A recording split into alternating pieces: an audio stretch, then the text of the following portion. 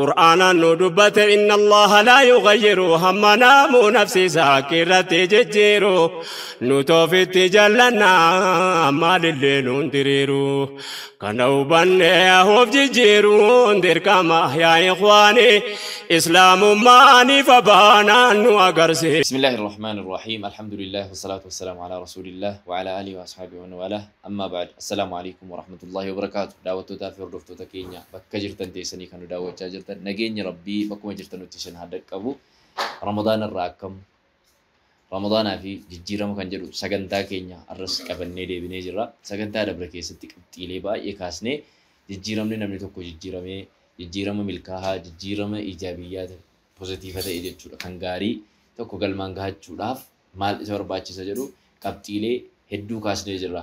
Qabxii tokko kan inni irratti isiniif dabalu namoota gaggaarii qabatanii deemuun, namoota kaayyoo olaanaa qaban, namoota yaada bilchaataa qaban, namoota yaadaan bilchaatanii umriidhaan bilchaatanii wantoota gurguddaa hojjetanii jiran qabattee deemuun akka ati isaan fakkaattu isaan godhaa jechuudha. Innal qariina bil qariini yaqtadii jedhan. Ulamoonni yeroo wabarreessanii hiriyaan tokko hiriyaa fakkaataa abbuma sana fakkaataa waan inni hojjete sana hojjechuudhaaf yaalaa jechuudha. Nama saahibdu nahimi nama taate si hima akkuma jedhamu jechuudha afaan keenyaanis. Akkasuma Rabbii subhaanahu wa ta'ala guyyaa qiyamaallee kan namni wajjin nagaa bahee hiriyoota ta'ee wajjin wal qabatee kan guyyaa qiyamaa Rabbi biratti bootaa gaarii kabaja gaarii argachuu danda'u warra sodaa Rabbii qofarratti walitti dhufee jechuudha. Kanaaf namoota amala gaarii qaban, gocha gaarii raawwatan, deemsa gaarii deeman, bakka gaarii dhaabbatan yoo saahibdee atilleen yoo san ta'uu baatte jaraa wajjin jirtaa jedhama. Gaaf tokko Luqmaan ilma isaatiif dhaamsa dhaame yaa ilma kiyyaa saahibil uqalaa'a takun minhum. Namoota aqlii qaban, namoota beekumsa qaban warra gurguddaatti saahibii jaraa wajjin jirtaa jaruma taataa jedhan. Yoollee akka sanatti aqlii qabaachuu baattee hiriyaa jaraati jedhamtee waamamtaa jedhaniin. Walaa tusaahibil juhalaa yookaan immoo warra gowwaa yookiin warra wallaalaa hin saahibin hiriyaa hin godhatinii warra sanii wajjin taataa jedhan. Yoollee akkas ta'uu baattee saahiba akkasii warra akkasii wajjin dhaabbata jedhaniiti. Maqaa keessanii wajjin si kaasan waan ta'eef kanaaf namoota gaggaarii qabatanii deemuun akka nuti kaayyoo keenya yookiin jijjiirama keenya jijjiirama fooyya'aa jijjiirama bilchaataa argannu nu taasisaa jechuudha. Har'a immoo qabxiin nuti kaafnu awaamilu taghiirii waan jedhu waliin ilaalla. Jijjiirama kanaaf wantoonni jijjiirama kanaaf si gargaaran jijjiirama kee galmaan gahuudhaaf bu'uura siif tahan maalinni awaamila wanni jedhamu waan kana kan si raawwachiisuu jechuudha. Wanti utubaa ta'ee yookaan immoo gamaa gamanaan si gargaaree gaachina siif ta'ee yookaan immoo goflaatii ta'ee si hin deemu maalinni waan jedhu kana qabxii muraasa wajjin hin kaafnee ilaalla.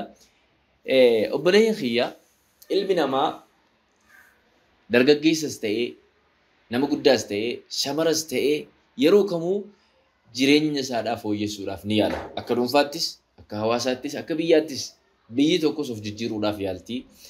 Hawaasni tokkos of fooyyessuudhaaf yaala. Namni dhuunfaadhaatis of jijjiiree beekumsaanis ta'uu danda'a, qabeenyaanis ta'uu danda'a. Haala isaa jireenyuma kamuu ta'uu of jijjiiree bakka gaarii tokkoon of gahuudhaaf iyyaalaa jechuudha. Kun hundi immoo murannaa gaafata. Murannaa akka ati murattee jirtuu fi hamilee ati qabdurra dhaabbateeti jijjiiramni kee galmasii gahuu danda'a. Karaa itti hafuu danda'a jechuudha. Kanaaf wanni kun hanguma ati murattee deemtee bu'aa sii fiduu danda'a. Kanaaf qabxiilee muraasa barbaachisa. Qabxiilee kana yoo qabanne hanga kana harka keenyatti qabannee jijjiirama fiduudhaaf yoo yaalle inshaallahu ta'ala rabbiin keenya jijjiirama nuti barbaannu san nuu fida jennee abdannaa jechuudha. Inni dura axxumuuxu warragbatu abdii fi yookiin dheebuu yookiin fedhii qabaachuudha. Namni tokko waan tokko hojjechuudhaaf dura itti amantee yoo fedhii hin qabaanne wanni ati hojjettu sun galma gahuu hin danda'u. Bareeduu sin danda'u, milkaa'uu sin danda'u, wanni bu'uurri duraadhaa hojii ati hojjettu kamuu keessatti galma gahuudhaaf jaalalli jiraachuu qaba, fedhiin jiraachuu qaba jechuudha. Yoo ati osoo fedhiin hojjetta ta'ee wanni sun hin bareedu sin fakkaatu, wanni sun galma gahuu hin danda'u jechuudha. Namni akka dhuunfaattis ta'ee masalan namoota hedduu jiran barnoota barachuudhaaf bahan, kaan hojjechuudhaaf bahan, gariin halkaniif guyyaa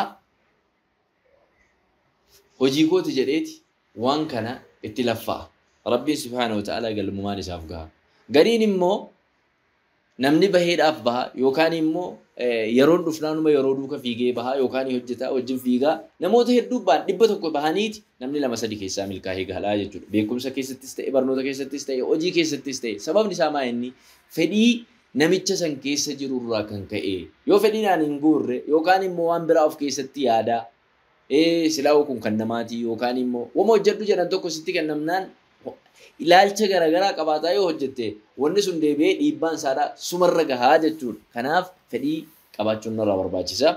لأن الرغبة في التغيير هي حجر الزاوية.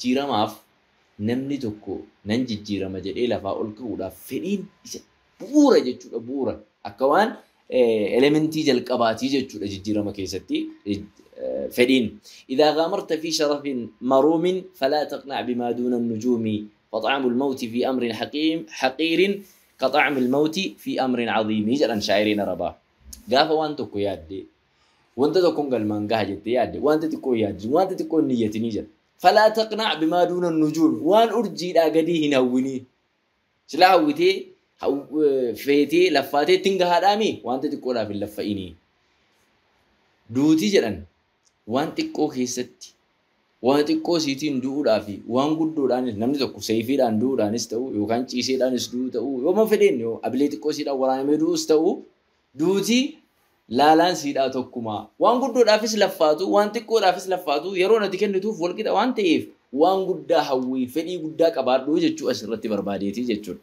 Inni lammaffaan الدعاء وطلب العون من الله تعالى يرون ربي كيف رجولا جنما قلقلا وانا جتشولا ديمتو سنة ربي كي كنما قلقل ربي التهمجول نمني يروهم در ربي وجنجرو نمني يروهم در ربي التهمدو نمني يروهم در ربي نفبراك أبو وان تبيتوكو هنك أبو جتشول قرقار سنة مبرار الله بربادي ربي كي ترى بربادي الناس أفرفان ومن أفضل العوامل وأنفسها تغيير الذات هو تربية النفس وتهذيبها نمني توكو وان قولوا رافدي مسنرتي درا عمل سادة أو سريفتي عمل سادة ليجي قولوا راجتشول يرو باي أوفرتي هجتة of jijjiiruudhaaf yaalte jijjiirama yeroo jennu kana namni diinagdee qofa maallaqa argachuudhaaf qabeenya argachuudhaaf yookiin duniyaa argachuu qofaaf se'a namni tokko yoo amalan taane qabaate amala dallansuu qabaate ramadaana kana keessa guyyaa 30 kana keessatti ramadaanni nama jijjiiruudhaaf shoora guddaa waan taphatuuf jecha dallansuu isaadha guyyaa 30 kana keessatti dhiisuu danda'u yoo amala nama hamachuu qabaate nama hamachuurraa guyyaa 30 kana keessatti of jijjiiruu danda'u namni dura yoo amaanaa eeggachuu hin dandeenye amaanaa eeggachuudhaaf guyyaa 30 kana keessatti of leenjisuu namni yoo soba baay'ata ta'e soba kana dhiisuudhaaf wantoota amala keetii irratti hojjechuudha jalqaba jijjiirama guddaa jechuun yoo amala kee jijjiirte jijjiirama guddaa jechuun isa kana qad aflaha man zakkaha wa qad khaba man dassaha jalla rabbi subhanahu wa ta'ala warri lubbuu isaaniidhaa qulqulleessan dhugmaan milkaa'anii warri immoo lubbuu isaaniidhaa hin qulqulleessin khaba man dassaha hongaawee jechuudha. Hongoon kana achidha hin jiru. Kanaaf jijjiiramni guddaan bakki nuti irratti xiyyeeffannee irratti hojjechuudha qabnu obboleeyyan kiyya obboleettii kiyya lubbuu keenya irratti xiyyeeffachuudha. Akhlaaqa keenya irratti xiyyeeffachuudha jechuudha. Akhlaaqni keenya gaafa nu tolee irra guddaan waan miizana namaa kaasuu jira Nabii sallallahu alaihi wa sallam alayhi husnul khuluq guyyaa qiyaamaa kan madaala namaa kaasuu amala gaarii. Kanaaf namni amala garagaaraa qabaachuu danda'a akkuma reefuu kaasne amalli ilmi namaadhaa qabu kun hundi isaadhaa garagara garuu amalli barbaadamu amala muraasa waan ta'eef wantoota sanarratti xiyyeeffatanii lubbuu ofiidhaa gaafa qabde wanni biraa hundi siif laafaadha jechuudha. Namni gaafa lubbuu ofii mo'atee waan biraa hojjechuun itti laafa. Kanaaf akhlaaqa keenya Rabbi nu haa tolchu. Jihaanni guddaan lubbuu ofiidhaa injifatanii lubbuu ofii mo'achuudha.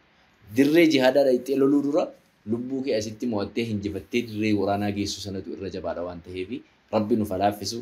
رمضان كان هيس ورا ملكه دبر ربنا هاقولوا جيران برباد مسنس ورا أرجتي به ربنا هاقولوا سنين جتا سكندات يانو هنقول أجرد نجيني ربي كيسنوف ترادا والسلام عليكم ورحمة الله وبركاته قرآن ندبت إن الله لا يغير همنا مو نفسي ساكرة ججيرو نتوفت جلنا ما لليل تريرو كانوا بني هوف ججيرو ندير كما يا إخواني إسلام ماني فبانا نو أغرسي